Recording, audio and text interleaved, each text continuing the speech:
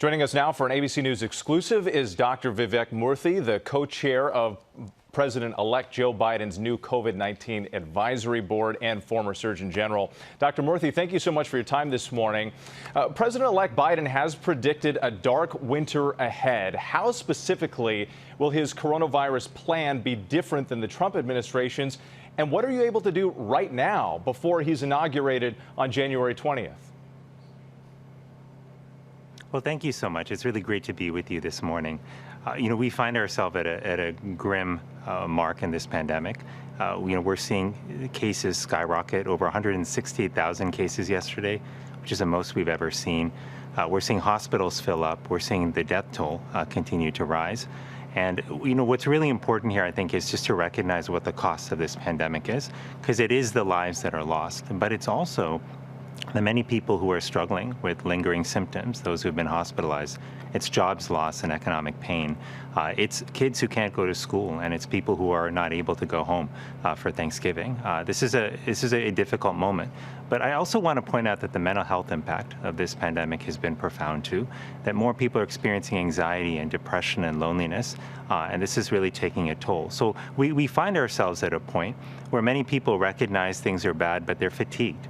And part of what President-elect Biden has spoken about is the need for us to really lead this response with science, to communicate clearly with people about where we are, including when things aren't going well, and to really be precise in how we deliver the kind of interventions that are needed. But I'll give you an example of this. Doctor, forgive me, specifically, what is Biden's plan? How is it different than what we're seeing from the Trump administration?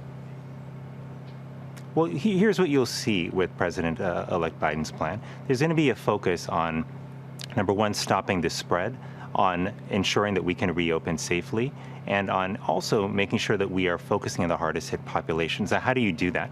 Well, number one, you focus on expanding testing capacity. We have struggled still to this point, even though we've made some progress in the last 8 months. We still don't have adequate testing so that anyone who wants a test can get one and get results quickly. We still don't have enough testing to be able to do surveillance testing in universities, in workplaces, and in other places that are higher risk, like prisons and nursing homes.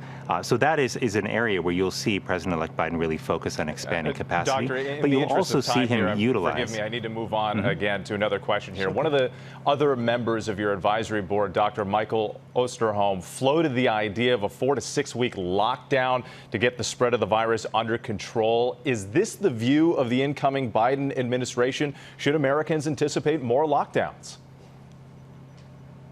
Well, I don't think this is a lockdown or not locking down. I think that's how we thought about this in this spring.